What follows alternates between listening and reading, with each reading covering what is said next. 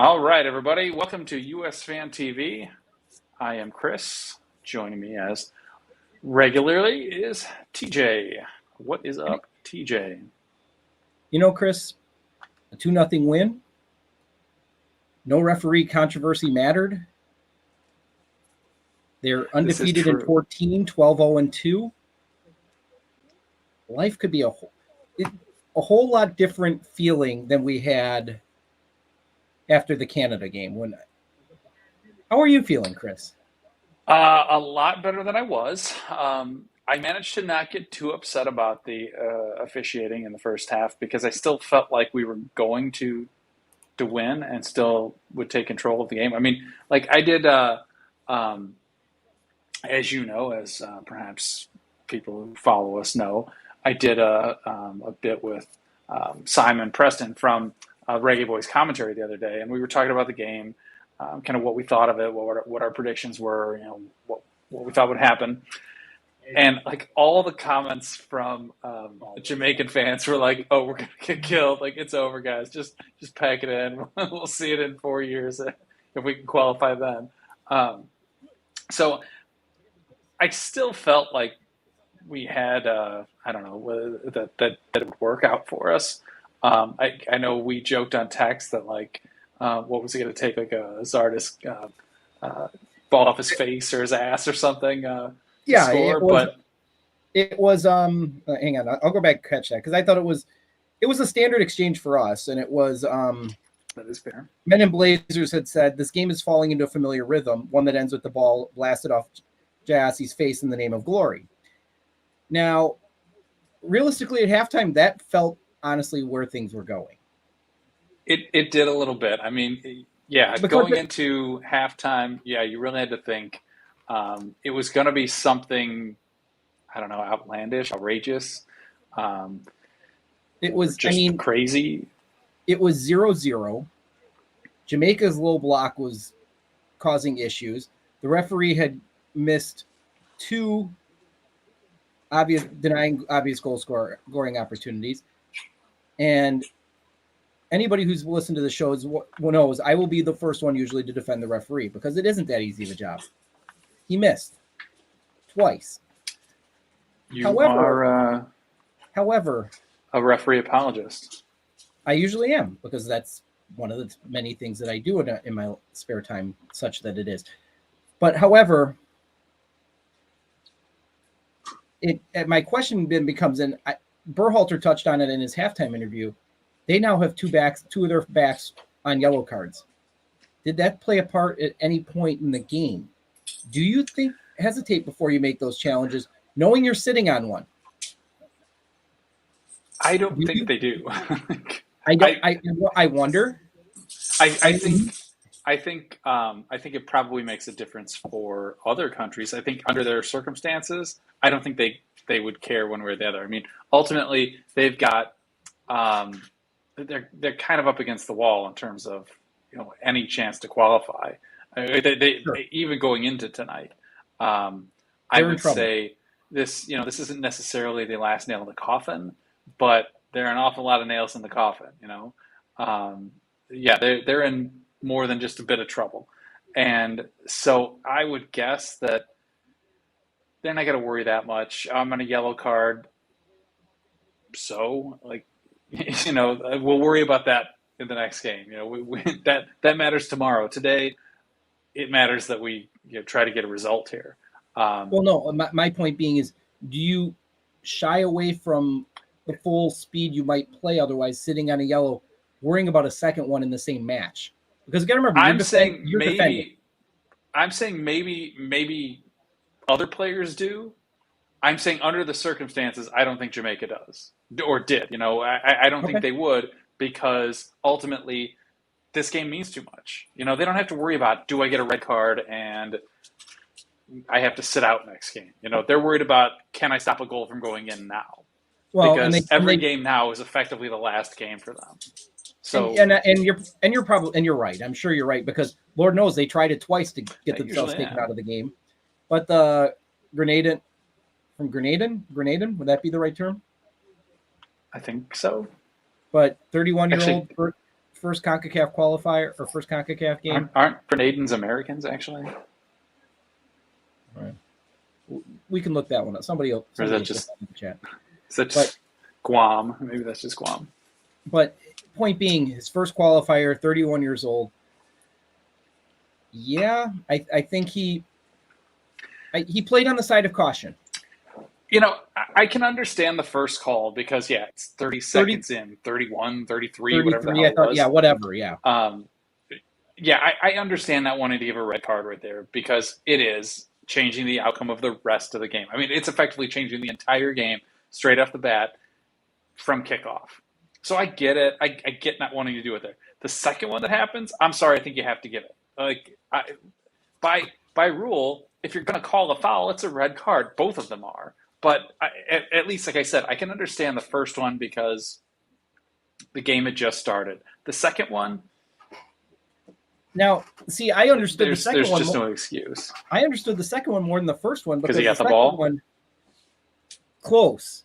Now, as Clattenburg rightfully pointed out, it doesn't matter. Number one, he didn't. Number two, you have to be cleaner than that. He was neither. But the second you call the foul, that should have been red. But there were a lot of people that were saying that it looked like he got the ball first. He didn't get enough of the ball. It's got to be clean. Yeah.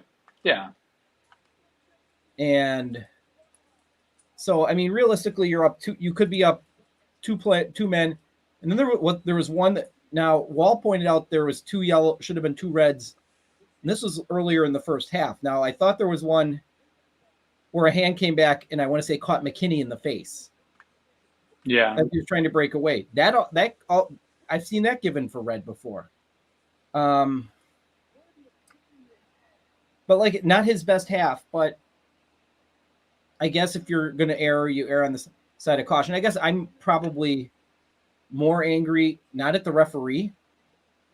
How do you not have VAR? Well, I'm sure it has something to do with who's paying for it for all these tiny little countries that would now allowed to participate at effectively the same level. In the Ocho, you should have it. They have it for the CONCACAF. It does seem the like CONCACAF, as Tyler Terrence pointed out, in the CONCACAF Champions League, they have it. These same countries. They have it. Yeah, that's fair then. Then you should have it here. There's no excuse. There is really no excuse for that. Yeah, who cares? CONCACAF has the money to pay for it. I mean, unless they're bribed. They more than have the money because they'll find a way to scam it. You know what? It's the seventh. Maybe their bribe checks just cleared and they're a little low on resettling the account. Like they've paid out their bribes, but the extortion hasn't come back in yet. Maybe they're just in that point in the cycle. I'm really not sure. Hard to say, but they need to have that. They don't have it is kind of. Yeah. It does seem pretty. I don't know, behind the times.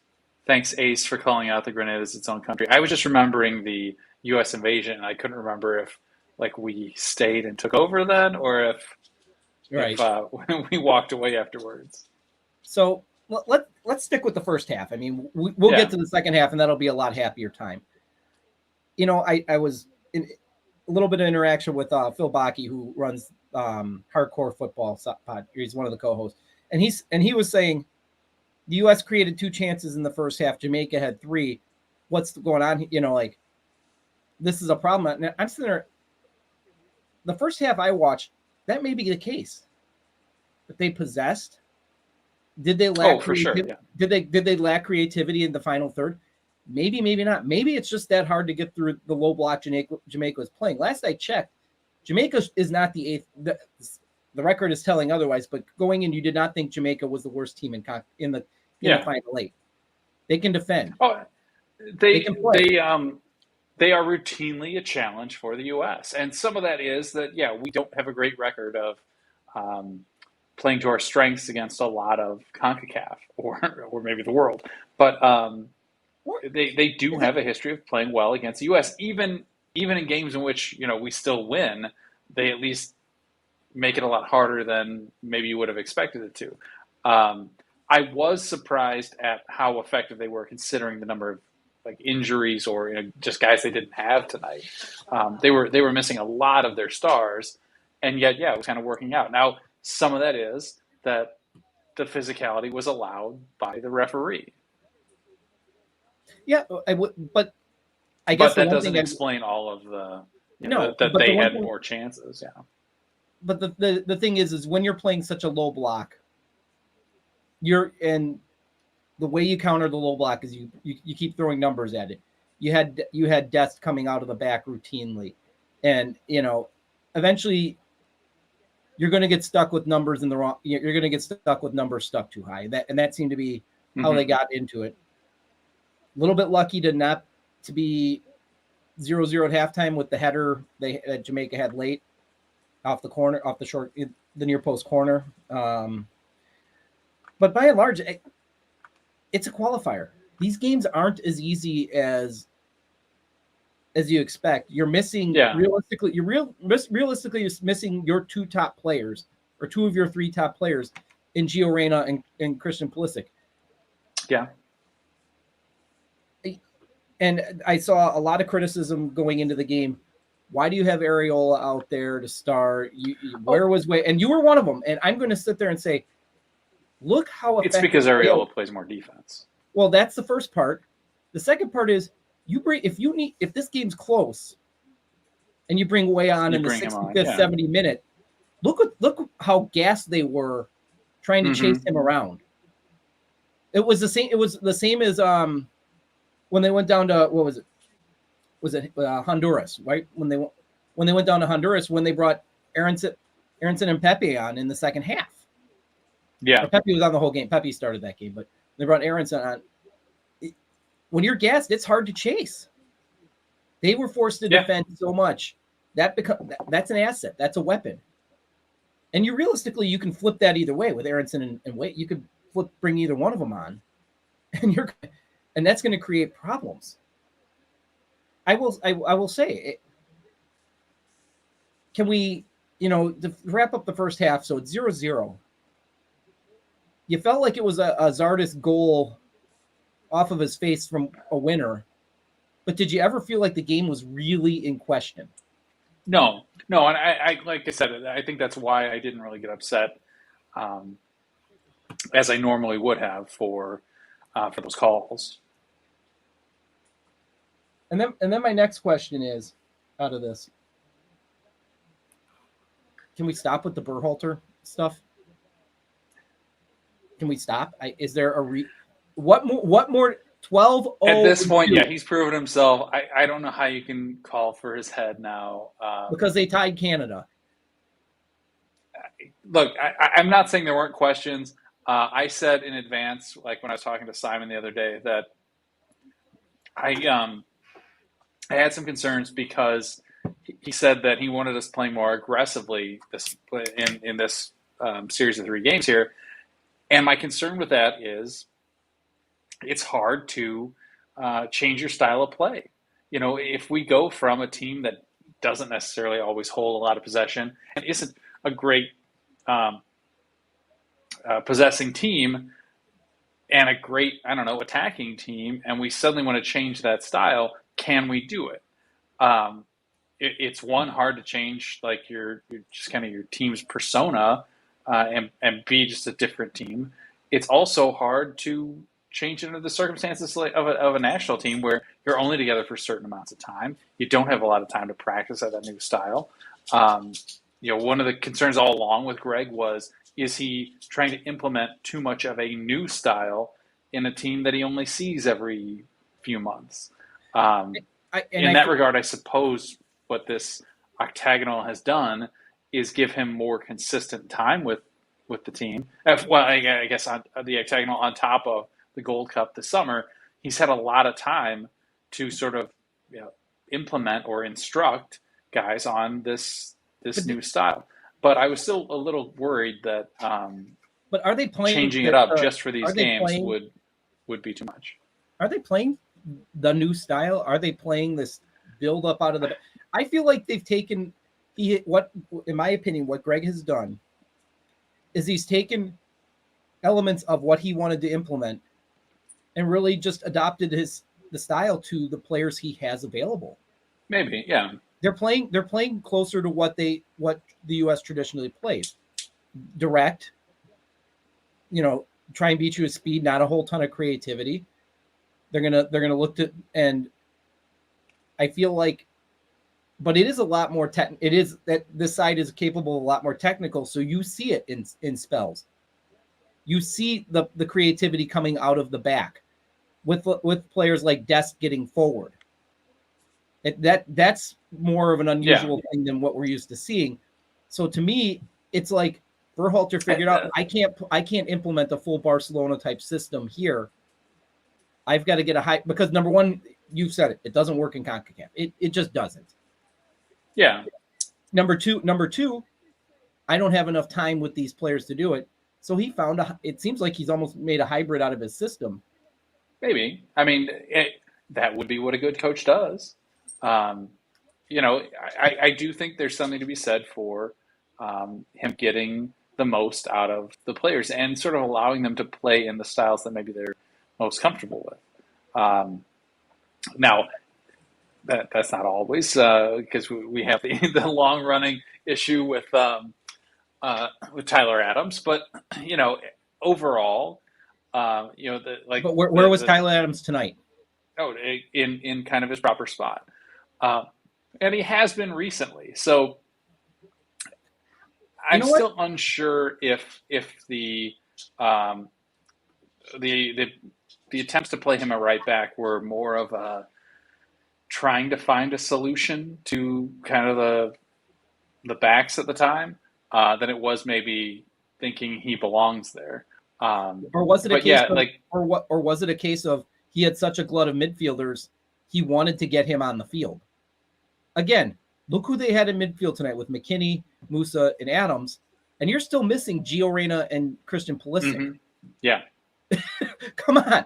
That might be why he was looking at it. They didn't have Sergino Dest when they were trying. They didn't have Dest yet when they were playing that style or making that attempt. So to me, it was more trying to get Adams on the field because he knew he should be on the field. And since then, Adams has proven where, and not that he didn't before. I think Adams should have been, I agree, Adams should have been a 6 all along. However, Adams, I think, was the one you could count on to go play somewhere else and still be effective. Of the group we talked about, he's maybe Pulisic on one of the wings. But realistically, that was the play. And again, he was doing it in games that, to me, they didn't matter. I believe you and Pat both have said it. Until really the semifinal of the Nations League, once they had their crapping the bed in Canada moment, once they got out of that and got into the semifinals, it was like, okay, these are the games that really start to matter. Now you've had time. Now you're running out of it's COVID. We don't have time with these players. It became game time. And again, what 12-0-2 is if I'm correct on that? And it's that's a good question. I'm not sure. Canada and Mexico are 1-1. Oh wow, that's big. Osorio just scored. Gotta love it. Well, I'm rooting for Canada tonight. That is for sure. How can you not cheer for Canada against Mexico? How can you not cheer for pretty much anybody? I cheer for any. Maybe the Yankees are the one team I might cheer for. I was going to say maybe Italy. I don't know. Well, if Marquez is playing for Mexico, then I cheer for Italy still. Oh, yeah. So, we digress. That's probably fair. So, okay, so we get to halftime, 0-0. Like I said, they're struggling with the low block. They come out in the second half, and holy crap. And Pepe, who's really non-existent in the first half, says, oh, by the way, hi, guys. Let me score a goal for you. And a thing of beauty. It was pretty. It was incredibly beautiful. The thing is if he misses it, Areola's standing right there too and probably gets on the end of it too. I mean, nothing Blake can do. But I mean, that's kind of how you want it to be. Like you want there to be more than one option. How fast was that? Turner gets the ball and out of the back and they're off. Just that fast and it's 1-0. Oh, by the way, and I haven't touched on this and I'll touch on this quickly and we can move on. Is it safe to say it's the Matt Turner show until he starts sucking?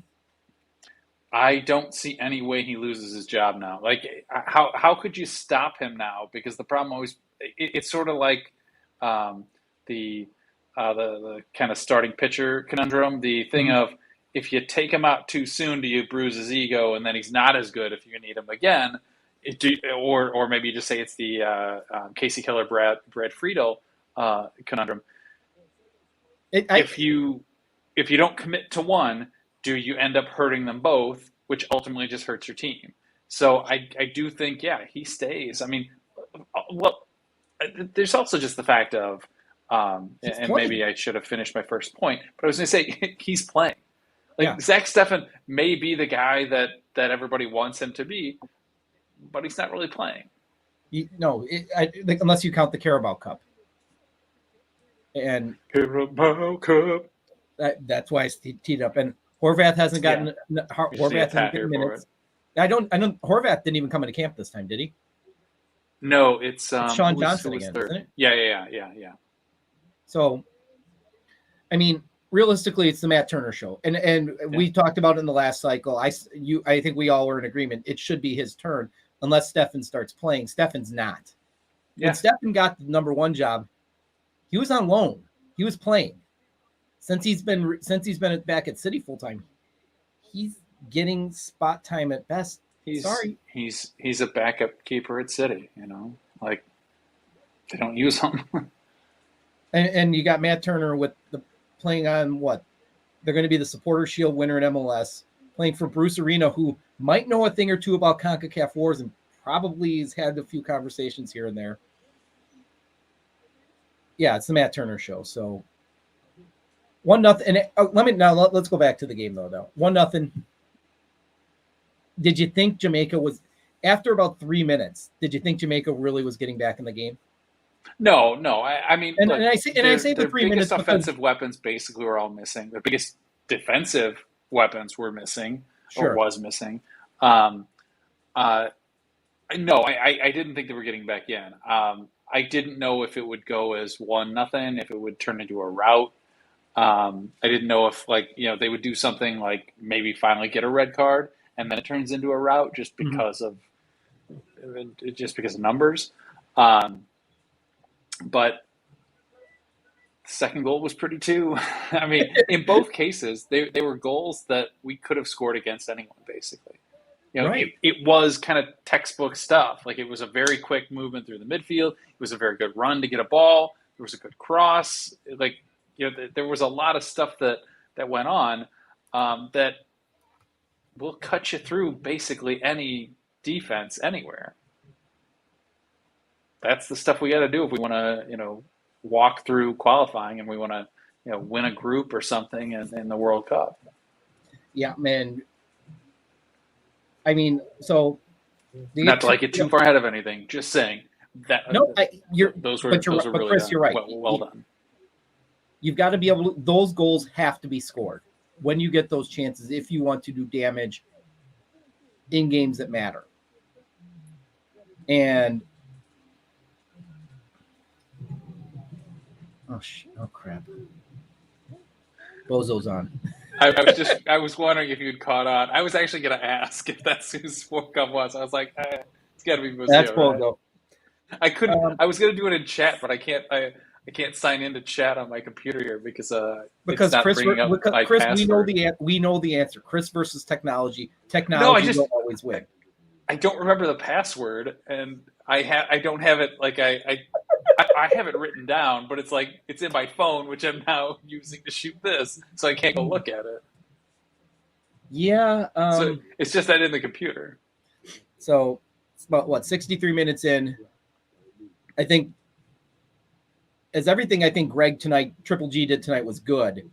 The smartest thing he might have done was in the 63rd minute when he pulled off Aronson and Pepe and brought on Zardes and Tim and Weah. That said, Pepe would have scored a third one. Pepe would have had a hat trick on that cross. He would have. That cross from Weah. He absolutely would have. I don't disagree with that. I think part of it was Zardes was not ready for the speed that Weah was. Who was? The way he blew by him, it was like, holy shit. But going back to when we were doing the show in the last round of qualifiers, I kept saying over and over again, it's 3 games in a week.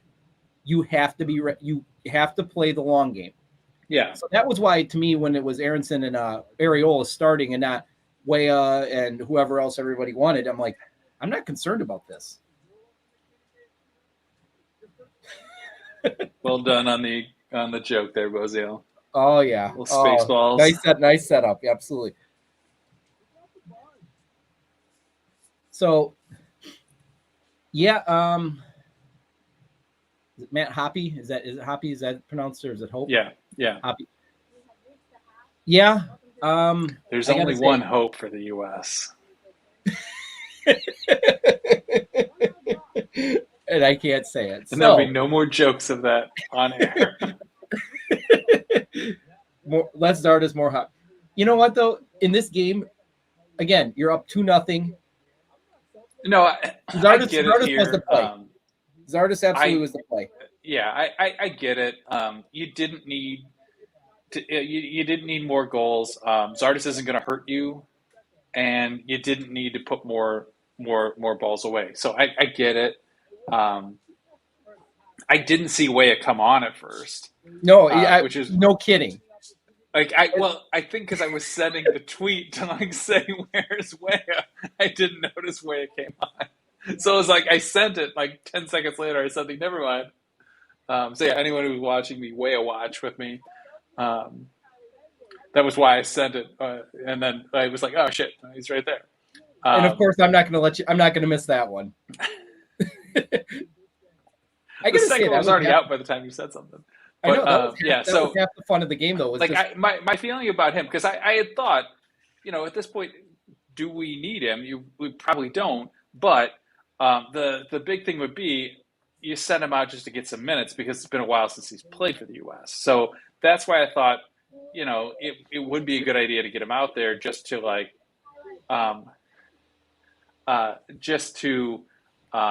just to give him some time.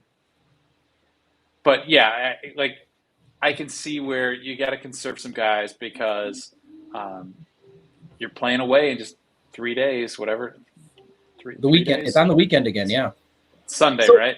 Yeah, I think so. But the 10th and 13th, I believe, are the games. Let's know all this because I've talked about it multiple times this week, but I can't think of it offhand because that's what I do sometimes. But let's walk through this real quick, though. You bring in Hop in the way the game is. It's 2-0. You're going to make that sub. Zardes is absolutely to play, and I'll tell you why. If you're going to leave somebody standing up there by himself, Zardes is the guy to do that. If you need a lone striker because you're dropping 10 behind the ball to defend, Zardes is the one who's going to be there. I felt like watching him play. His strength was an asset. Would have been an asset if needed that way. Like you could see, they couldn't knock him. They couldn't knock him around as easily. So, if you needed hold up play, he was going to be the guy. So in that fucking hat guy, that guy, yeah. Hat guy's like, I got to go to my kid's soccer game tonight. Yeah. He's at his kid's game tonight. I thought in honor of hat guy, I'd wear a hat. Yeah, it's not a Portland Timbers hat. It's not a size 8 like Pat, but it's the best we can do. So 8, more like 18. You're probably right. You guys aren't aware. Pat's head is fucking enormous. Pat wears a 10-gallon hat, but he's like the outside is his head. It's really not a narrow hat. So, no, Pat is not covering the Fire of the Red Stars tonight. Neither are playing this week. So, nope, Pat was just at a youth game somewhere in the Chicago metro. He was in Schaumburg, I know. Yeah. Was he in Schaumburg? He texted earlier, yeah. I couldn't remember if it was Schaumburg or Rockford. Really, I remember just because he texted about it earlier. Anyway, okay. Off subject. So yeah, then the second goal, 2-0, a nice win. What are you thinking about Sunday? Part of me says we're already playing with house money. Is it a chance to win on the road now? Like, should we be playing for 9 points now? Yes, absolutely. Now, the thing is There is no reason you shouldn't be playing for 9 points with the players. Well, I know, but I mean, realistically, every time we go on the road in CONCACAF, qualifying for us has always been win at home, hope for a draw, maybe get lucky with a win on the road. Just period. Wherever we go. It's Sunday the 10th, it's Panama. So that's that. Yeah, Mike, you were asking. It's Panama, who was atop the group not too long ago. Going into tonight, they were tied with us in points. We need the points against them. That said, it's never easy to go to Panama and win. No, it is. It's not. But you got to figure. I mean, Costa Rica's not as good right now. They're on Wednesday. So you've got to think we're aiming for 3 points there. Did we go hard tonight so we could maybe lay off a little bit come Sunday so we can go hard again Wednesday and just count on the 6 points there, and we hope for what happens on Sunday, or do we go all in? We fucking roll in big ballers here and we're. Well, the change I would make. Kick your ass, Panama. The change I would make for starters is I would probably have Robinson in for Dest on Sunday. If Dest picked up the knock, even if it's precaution. Oh, true. Yeah, he did come out because of that injury. And if you're looking to defend, he's not the guy you want on the field when you're looking to defend. I think that my opinion, that will be the approach. There will be a little more attention paid to defending versus what you saw tonight and what you will see undoubtedly on Wednesday. I mean, let's face it, Wednesday you throw 10 men forward because you've got Calvo on the other side. So you run everything right at Calvo. You either get a red card or you're going to get a win out of the game. But let's not get ahead. Pace does have a good point. England-based players are not allowed to play in Panama. So that might actually make Dest, well, if he can, have to play. It's Robinson. Just because we run out of certain what? Who won't be eligible on Sunday? Who are the England? I'm trying to, all the guys I want to name offhand. So Robinson, he said Robinson can't go. Okay, Ream's gone already. Pulisic's not here. He said, he's Robinson. I don't have the list in front of me. Right. Hang on. Let me. Oh yeah. Of course, Anthony Robinson. Yeah, of course. Hang on. I'm looking. I'm pulling him right now. So, all right. Next phase of 2022. Let's throw this over on the screen to the left because I really don't feel like watching Mexico highlights right now. It's halftime. So, stall, Chris. You can stall. You're good at computer, this. So I can't just. I have the wrong computer in front of me, so I can't just pull up the roster. Well, I'm working on it right now. Yeah.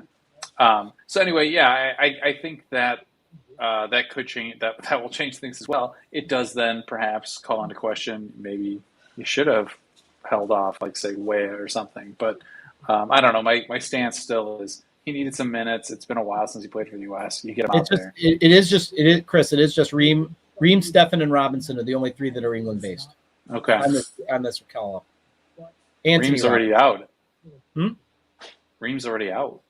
Right. Isn't that who Walker Zimmerman replaced? So, all right. You're correct. Yeah. So, why does Zimmerman have a black eye? I'll just throw it out there because I don't know. I was curious. I didn't look it up during the game. Sargent's not in camp.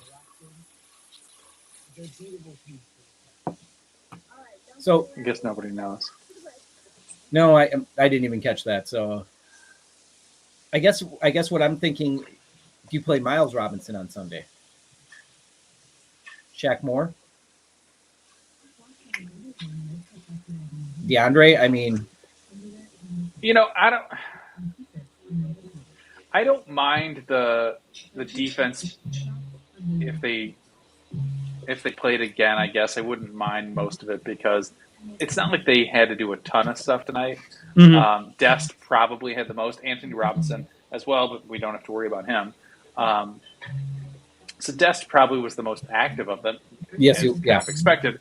And I would expect he probably will rest just because he did have to come out for an injury. it was sort of a Yedlin's, dumb injury. I do sort of pin that one on him, that he was Yedlin's dribbling not. too much and just Sorry, showing off, and hold then on, fell and hurt his knee. Bozo. Yedlin's at Galatasaray. He can play. The three that are in English teams are Zach Steffen, Tim Ream, who's not even in camp, and Anthony Robinson with Fulham. Those are the only three. I've got the roster right in front of me here, Mike. So Anonymity, come on, dude. We just talked about this. I know. Hat guys at his kid's game. Yeah, Hat guy's at his kid's game. So he's unavailable. Maybe he's stuck in the UK and not on the red list tonight. Yeah. This show was on his red list tonight. Or Pat just said, you know what, I don't like you guys. Oh, hey, while we're here, speaking of Hat Guy, the three of us have our tickets to a certain game next month. In the state of Ohio, it will not be the one that's occurring in 6 days. The one in Columbus, it will be the one in Cincinnati. We will be at US Mexico, so there better be a 2-0 to get to chant. No. I don't care. It's been too long since I've gotten to sing that song. There needs to be. There needs to be. There isn't going to be. Although, you know what? I'm not scared of this Mexico team. I'm not. I didn't say it was going to be 2-0. I think they win by 2, but I think it's 3-1. Mexico's defense is absolute crap. Yeah, it's shit. It is vulnerable. They are not good. But their offense is great. Yes. I mean, Musa is sexy. Yes, in the midfield, Musa was absolutely. For lack of a better term, he was orgasmic tonight. To like his dribbling in there to draw the defenders to him, so he could lay that ball off to Dest for the cross on the first goal. That was excellent. Like, that was textbook stuff. Like, he made at least two defenders commit to him, basically, because he was close to the box. He might shoot, and they had to cut him off. And then it made space for Dest. It allowed Dest to get a full easy cross in, and that's what set the goal up. Like, that was some brilliant central midfield play. Mm-hmm. That midfield, I liked all three of them. It was a good. Mike, if we're talking about third string goalkeepers, seriously, go away. Who cares? Sean Johnson's not going to play. If we get to have to, I suppose. Well, no, we should not have brought in Guzan. I like Guzan, so I don't care. I don't have a problem with him coming in. I think it is fair. I think at this point, for a third goalkeeper, doesn't matter. I think Sean Johnson's obviously is a much better play at this point in their careers. I'm pretty sure Guzan gets handicap parking because of just his age at this point. But this midfield, I thought you've got Tyler Adams, who's just controlling the run of play, who's just controlling everything. You've got Weston McKennie, who is the most CONCACAF-y player who doesn't play in CONCACAF. And then they have Musa, who's just, what is it? How is it? Anonymity said, sexy as fuck. Yeah, that's kind of it. I didn't see that. That's fine. So Zardes really shows his Zardism following Pepe. That's well done. Ace says you already went to one US Mexico game. One's enough. No, dude, they are awesome. There's always something crazy that happens. I know. 4 years ago it sucked. The ending was not cool. That sucked. The only cool thing crazy events. The only cool thing about that was Lance Armstrong. Drink strong. Hack guy said, "Fuck everybody. I'm not showing up tonight." No, I'm just kidding. He is at his kid's game because that seems to keep showing up on the chat, Chris. We're gonna have to reiterate this every 2 minutes. Breaking news: Hack guy's still not here. Just put it into the chat. I can't do it. Also, I don't want to sign in on this computer because it allows me to watch the shows. But Chris, the thing is, that even if I type it in the chat, no one's going to pay attention 2 minutes from now anyway. I know. So now. Oh, there's no way Adams is more CONCACAF than McKennie. No way. No way. McKennie may have McKinney's shithousery makes him CONCACAF if nothing else. the yeah He's most likely the to be the one that kicks somebody in the nuts, punches him in the head, and gets away with it. him He is calling them jerk absolutely offs last CONCACAF. month. I don't remember which game it was where he like did the like, somebody Or his level of um, possibly hooking up with somebody's sister. Like this is like he is for sure CONCACAF. Adams is anonymity. too professional. Anonymity. If Areola is healthy, yes, Areola is going to Qatar. This is not a question in my mind right now, unless I he's don't have. severe. I like Areola. I don't have a problem with him. I don't get why nobody likes him. Look, his he's a good dribbler, and like Shitty we don't hair. have a lot of wings. He he might have shitty hair, but whatever. I don't care about that. He's not necessarily a great crosser, which is his giant weakness as a wing. But he does play. He does contribute to defense. Like he does work. He puts in a lot of work to play. It's not like I don't know. I'm trying to think of like a shitty, lazy winger who we've had, and I can't think of any offhand. But he's more. He's I'd say perfect he's kind of like Eddie Lewis, except Eddie Lewis could cross. Like, There's that. Let me throw a question at you, and this just crossed my mind because you were mentioning Eddie Lewis. You're kind of going back in the Wayback Machine. Tyler Adams, John O'Brien. If John O'Brien never gets hurt, no, because I feel like John O'Brien could play more forward. Um, I might consider John O'Brien to have been the first Michael Bradley. fair. Uh, Okay. Okay. All right. um, I was just Adams, I curious. haven't seen do enough, like, kind of moving into that 8-10 spot. Sure. Like, Sure. Fair. you're not quite, you're not quite you're covering the ground like an 8, but you every once in a while you kind of play like you. So you do some playmaking. I haven't seen as much of that of Adams yet, so I can't say that's the case. John O'Brien, I think, if he, I don't know if his legs had been the same length or whatever, so that he didn't get Right. hurt all the time. I think that probably he could have been like the first coming of you know, Okay. for what people hate about Michael Bradley. The things that guy could do are unlike almost anyone else in the history of U.S. soccer to date. No. Okay. So yeah, and you and I agree. We're defenders of Michael Bradley, which will probably make us unpopular. But next question, and we'll come back. Anonymity, I want to bring that one up next, but I had one I want before I forget it because at my age I forget shit all the time. So Josh Sargent, how buried is he right now? Pepe scores a few more goals, and I don't think we will see Josh Sargent for a while. Not Because to right, say right that now, like right now, right now, we don't need realistically, more, but the forwards they have, who do you take out? Who do you take out right now? You're not, and as I know, Zardes is the easy answer, I was going to say Zardes is the easy one. The but big problem is he does Zardes is things that going the to be rest the of those guys one don't when you do. need a goal late. Is going to his strength, his size.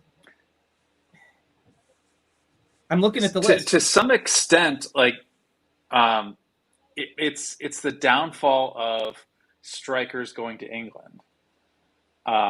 Is that Because where they go to to die? some extent, Sargent is I think having the same issue that like Josie had back when he went to Hull. Um, the problem becomes you're a striker on a shitty team. How much are you really going to get the ball?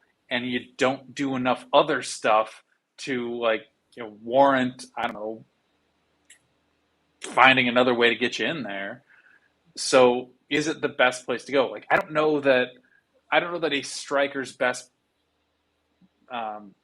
choice is to go to England unless you're like I don't know Lukaku going to Chelsea.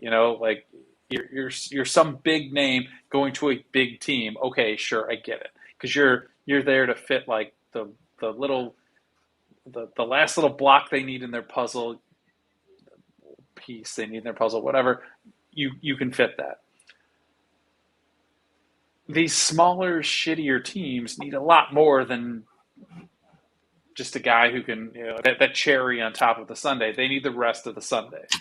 And I'm not sure that that's the best spot for Sargent. I don't think that helps him. I don't think you're going to see him score a lot of goals, period, while he's there, which is only going to, certainly if Pepe's scoring, it's going to affect his chances to play for the U.S. And I'm going to. I mean, in the short term, look, Josie had a horrible spell in England. He managed to play an awful lot for the U.S. It worked out. So it's not like this is just the end.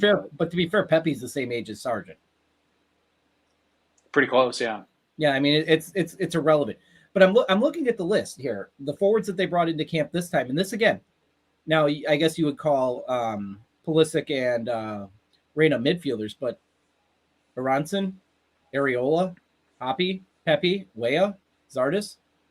Who are you taking out right now? Barring injury or really dip change in form? I don't think Aronson comes out, period. No, Aronson helped. No. That said, I do think you're going to find a way to fit Reyna and Pulisic in. You're just going to. Oh yeah. I mean, like I said, you might take midfielders out and fit them in there. I mean, and again, we're talking a year from now. Injuries are going to come into play. We know that. Yeah. I'm just saying right now, based on form, unless Sargent. Pepe's 18, Sargent's 21. Is he? Not that it's that far apart, but that's right. He went to Germany at 18. So I was thinking he was 20, but okay. Okay. Bobby Wood, yeah, Bobby Wood, you will not see play for the U.S. again. Is he? He's in MLS now, isn't he? He's in MLS. Where is he? Colorado or Utah? Or Salt Lake City, I guess. Weah is overrated. Weah might be overrated. It's hard to say, but his speed tonight tells me he is super not overrated. Fast. I like his first touch. I like his body movement when he makes his first touch. Mm-hmm. He does a very good job of opening his body up to turn in a certain direction and immediately move forward, or some sort of attack or kind of aggressive move. And it also helps him shield from defenders. Mm-hmm. It's something that not a lot of other guys do when they first receive that ball. So it's always got him turning to face where he needs to go. It's a positive thing. I really like it. I do think he's really improved. I think he's more than a couple of years ago I thought he's a fast guy who can he can play as a wing. He can dribble down the sidelines. He's fast. He can beat guys that way. You know what? I think he's more than just that now. I would say DeMarcus Beasley made a career doing that. So yeah, nothing wrong with that. But Beasley also played defense. Beasley was another guy who committed to a ton of things on the field. Sure. So he could offer more than just straight line speed.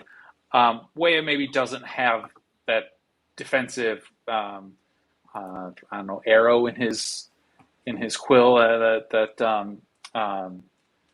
he's still DeMarcus did, young. but DeMarcus Beasley.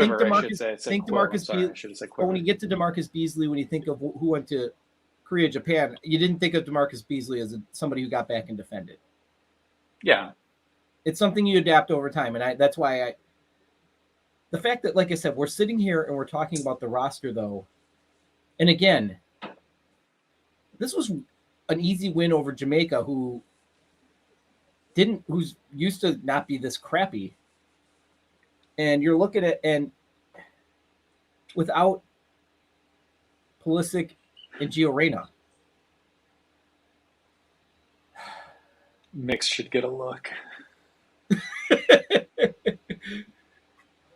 I miss Mix. I want to know. I want to know where he is. I know officially he's playing in Sweden now, or is it Norway? But I don't know. Is he still being paid by Man City? I'm probably. Hang on, because there is this thing called Google. We will look these things up.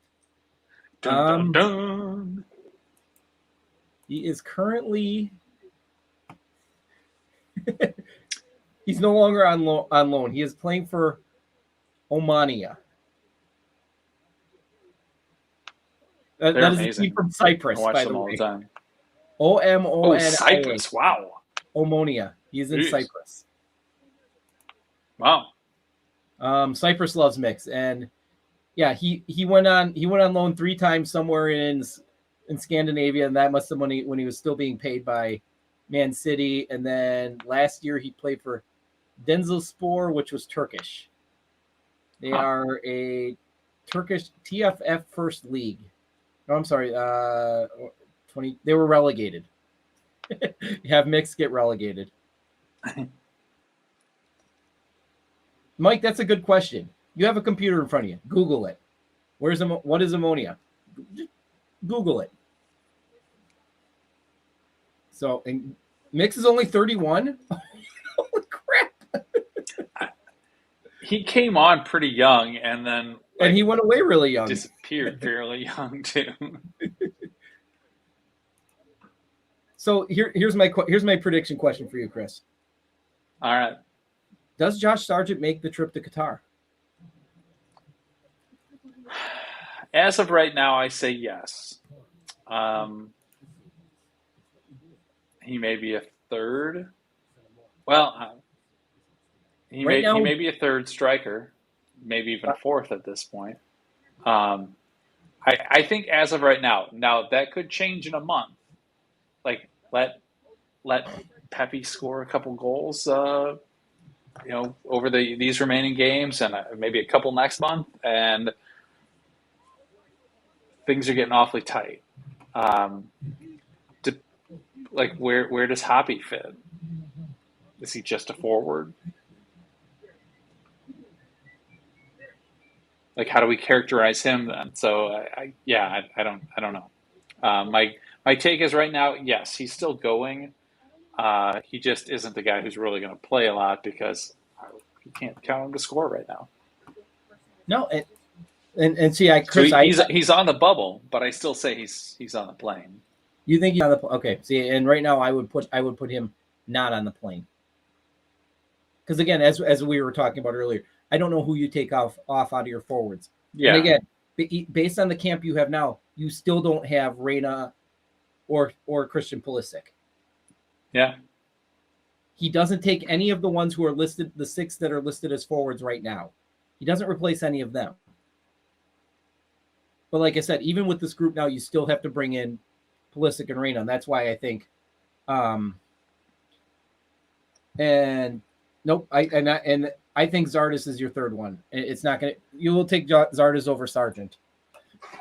My question is – because I think who makes it between Sebastian Lletget and Callum Acosta? Yikes! Because I think you're right. It'll be one of the two. I know they don't play exactly the same position, but it seems to me that they're both kind of there as filler, and they're there. If they're there, they're at the expense of someone else, and I would put either of them in that 23rd, maybe 24th spot, and so it's like who kind of fits there. I'm going to say honestly, it's a good problem to have, isn't it? Yeah. Oh, I was just say I was just about to say it's crazy to me that a couple of years ago, maybe 3 years ago, we thought Callum Acosta was the next Michael Bradley and was kind of the future like central defensive midfielder of this team, and now it's like, well, did he go to Turkey? Who's the one that went to Turkey and died? Was that him? No, where did he go? Where did he leave? Well, Acosta's in Colorado now. Yeah. Did they send him to Dallas out there? I don't remember this part. Who's the one? There was somebody that went to Turkey, and I couldn't remember if that was Acosta. Yeah, Acosta fell off the radar for a few. I agree with Ace. I think it's Acosta because he's the backup 6. Because if you lose Tyler Adams, Acosta, no, he's not Tyler Adams. Don't make any. That's kind of my thought. But he can fill that role. Well, that's kind of my feeling because of the fact that Leggett tends to get pushed into that like central midfield, sort of a 10 spot. And I think there are too many other guys who can take his place. I think if he played wide, he played wide more often. I think he probably would get that spot. But because um, I think he falls into a bucket of other guys who can also play that position and who will also be there anyway. So I think he gets pushed farther down because of that. Who qualifies as a 9 for the U.S. besides Pepe, Sargent, Zardes, and Gioacchini? We're forgetting. I know we're forgetting somebody.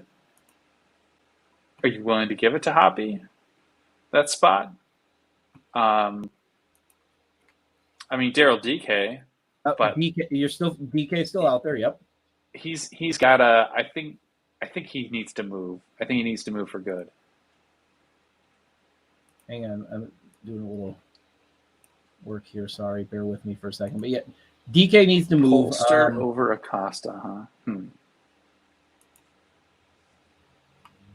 I do have a soft spot for Kellen Acosta because he was the first player to actually. Oh shit! We didn't even think about him. Yeah, that was I was. That's what I was googling. I'm like, we're forgetting somebody.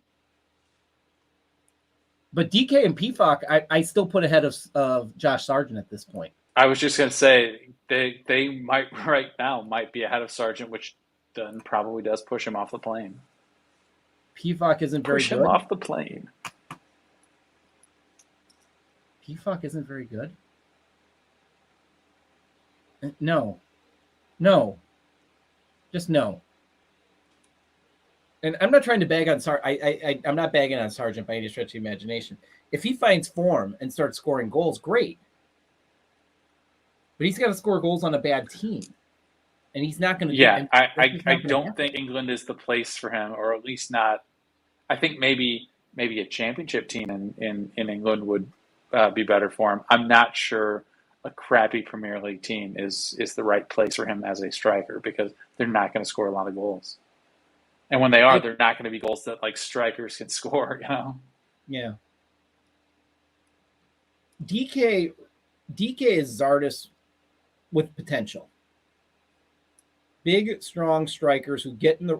He does need to get better at finding the right spaces, but the same. I think he's got the same potential to be like Zardes. If somebody's going to knock Zardes off, I think it would be DK. But otherwise, it's going to be Zardes. He does the right things at the right time. He plays in the Swiss Super League. I mean, that's not a terrible league. Ask Manchester United about him. I'm pretty sure they don't really think highly of PFOC right now. So, but then again, Manchester United decided, hey, we're going to employ a rapist. So there's that. But let's move on from there. 3 points tonight. Yeah. A solid night. DK is Altidore with potential. DK is Altidore with potential. That might. He has a lot of the same qualities. I'm not willing to say that he's the same player yet. I mean, I think DK's potential pans out. He's Altidore. If he reaches full potential, that's probably fair. Don't sit there and say Altidore like it's a bad Altidore again. Oh yeah. How much does 2014 change if Altidore never gets hurt?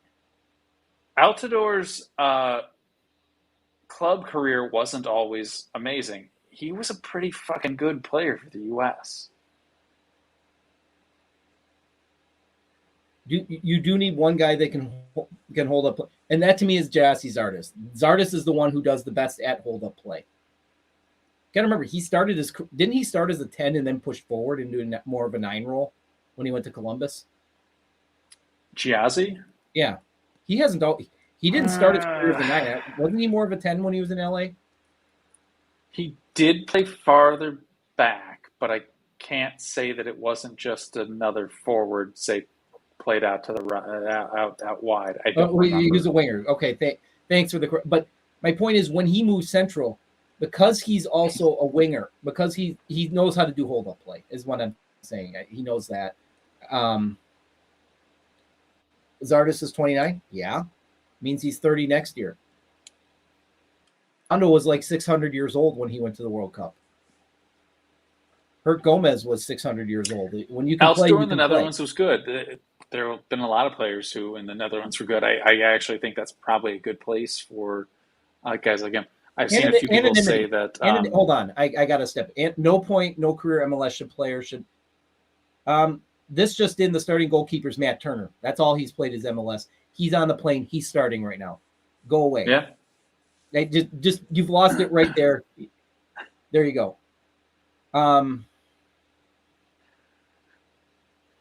DK was good. So the MLS has a role in this. Ariola isn't Ariola pretty much a career MLSer? He's on the plane. Yeah. Without a question at this point. Robinson is the best center back as of right now. Ace says Matt Turner could use a best playing right this moment, maybe.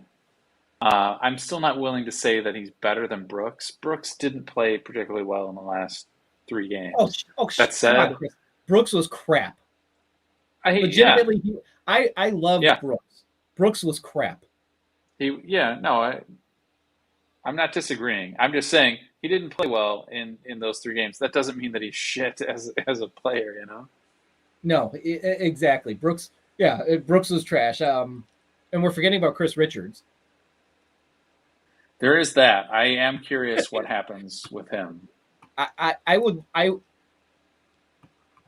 me ask you this question. The game today, is that where you see the guys that you want to get a run out? De La Torre, Hoppy. You know, I don't understand your question. You're asking, should they have played today? These are the guys you run out on Sunday. Oh, the ones that you want to get a look at. Is this the time to do that? Busio. I mean, I don't know. That to me feels like we're playing for 6 points across these 3 games as opposed to 9. My part of me says you go all in on this one versus Panama, and you try and get a win, at least walk away with a draw, and then you can play a little bit safer at home versus Costa Rica. 1, you're playing Costa Rica at home. 2, you're playing a not very good Costa Rica. So I know, look, we have a tendency to play down to our opponents, but Columbus has been good to the U.S. for the most part, and Costa Rica is weaker right now. I mean, to me, this is the game where Richards is another. Richards we were talking about. That's what started the conversation. It's not a step down to put these guys. It's not a huge step. If you're talking a step down, they weren't in the starting 11 tonight. It doesn't mean they shouldn't be out there, and that's kind of what I'm looking at. And I think you do some squad rotation on the weekend. I think that's where you do some making sure you get at least 6. And if you can get 7 or 9, then it's an ad. You're playing with house money. We only took 5 in the first set. We need to pick up 9 in this window. Above that is, I mean, you can say anything above that is a win this time around. That said, we got to start building. This is the time to build some points, because in a month we got to play Mexico and we've got to go to Jamaica. And I know it's only 2 games, but one of them's Mexico and the other is an away game. So you got to build some points here. If you can build up some points in this in this series, then you beat Mexico, and it's pretty much downhill sledding from here to the end of qualifying. Everything else is kind of a formality. You pick up 9 points here, and then you pick up 3 against Mexico. If we haven't won the group, we've at least secured that we're not going to miss the World Cup. So all right. Now let's wrap this up a little bit with a little bit of CONCACAF just in general. So it's 1-1 Mexico and Canada right now, in Mexico City. Anonymity. Canada isn't scared of Mexico, are you? No, we're not. We talked about this earlier before you logged on. Anonymity. No, I'm not scared of this Mexico side. This is not the same side that it once was. Although that said, I don't think Canada's Their afraid of, I best don't think, players are old, and I don't think their young players are as good. no, but the other part of it I was going to get to is This Canada team is much better. this Canada team is no joke anymore. Yeah. When they in the CONCACAF Nations League in Toronto, when they won what 2-0, and they were better than 2-0 that night. This Canada team is not terrible. But watching this result, they're what Costa Rica used to be. Yeah. You know, they may not be the best team, but they're not a bad one. Can we take a second to make fun of David Ochoa? He's one of the few I have a hard time making fun of. He's been good for a lot of years. I'm pretty sure he played against Maradona in the World Cup in '82. I feel like he's been there that long. Ace, I think you're right. Canada needs a lockdown center back. And I'm not saying the Canadian Premier League is good necessarily. I'm not saying anything of that stretch. But having that will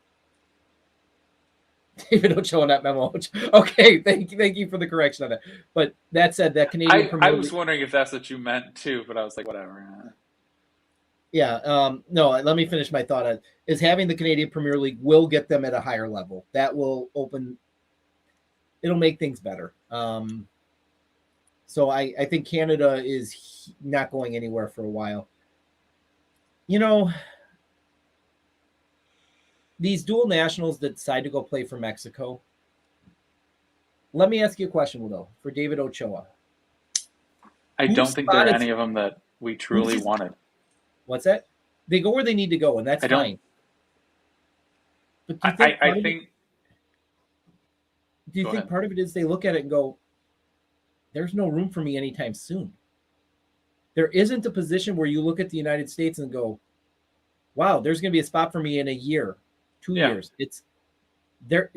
This roster is young. No, I think I don't think any of the guys who have chosen Mexico recently over us have been guys that like we truly wanted. And I think because Mexico doesn't have, like, they had a really good generation of players a few years ago, and those guys are all getting old, and they don't have replacements for them. They're kind of like we were in the last cycle. And if I'm looking at, hey, the U.S. has plenty of guys, and I'm probably not going to get a real shot, and Mexico doesn't, and I might, I can get why they make that decision. And that's not even just me trying to be, I don't know, fair, polite, nice, whatever. That's partially me saying we have reached a point where we do have enough good players that it's like, well, if we don't get all of them, what did the Germans say when we signed a few guys like Brooks and something about you took a few Brooks from the pond or something like that? Yeah, it's from the stream. Like that. So yeah, it's not Brook Trout, I should say. When I say Brooks, I probably should explain that when I say Brooks. Right after I made an example of Brooks. Brooks could have played for Germany, yeah. He wouldn't have played as much. Anyway. The only name I'm looking at in Mexico is that Efrain Alvarez might have been the one I would have wanted. He's the only one I think that switched over. Yeah. That's the only one where I think I would have still wanted. He might, but that's about it. Plus tequila. Mike makes a good point. Tequila is important, especially if we're going down to Cincinnati. We're going down to the Nasty Natty. So there will be more to follow. All right. Well, that will definitely be something we talk about leading into it. So we've been at 70 minutes. I think we've got enough time. So happy Ted Lasso finale to everybody who will be watching. I'm guessing that'll be most of us. Sorry, the season's coming to an end. 46 minutes away for those who are counting. I am one of them. So 2-0 win. Really, like I said, quiet, easy win. For those who hate Greg Berhalter, get over it. He ain't going anywhere. I think even losing in Panama, the only way I think he gets in any sort of heat is if he loses both of the next two. That would be the only way. It's if something happens between. This is what we saw tonight. To me, was the side that we've been waiting to see. And again, this is without Pulisic and Reyna.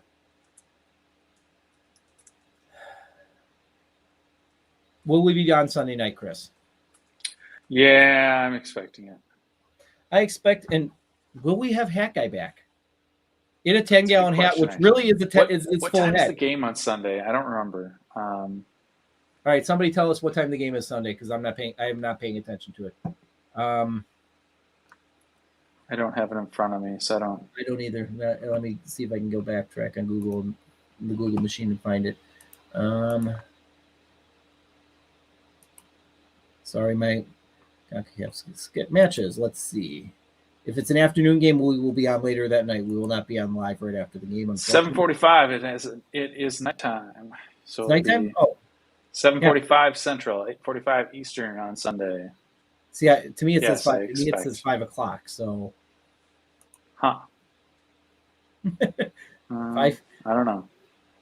So if it's 5 o'clock, maybe 6. Okay, 8. Well, New Jersey's Ace is saying 6, that's New Jersey. 5 o'clock it is. Right. Google's saying it's 5. So 5 o'clock, 7 o'clock. Yeah, we could probably do it. This is from yesterday. Listen, that's weird.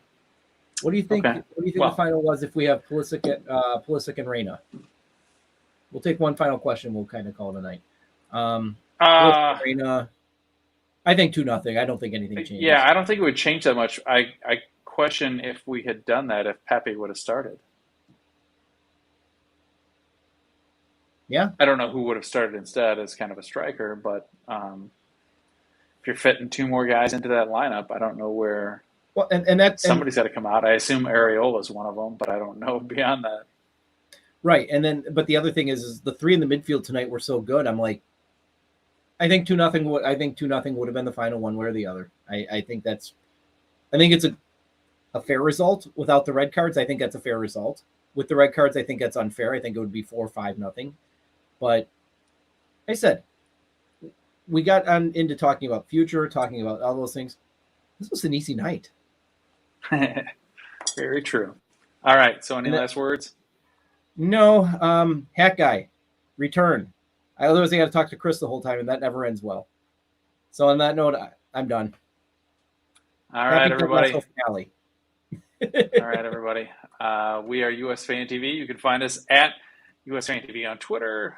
You can find us at USFanTV.com, on YouTube at USfanTV, Instagram, USfanTV. We're not on Snapchat. We're never going to be on Snapchat. I'm not on Snapchat no matter what these guys say. And on that note, you're done.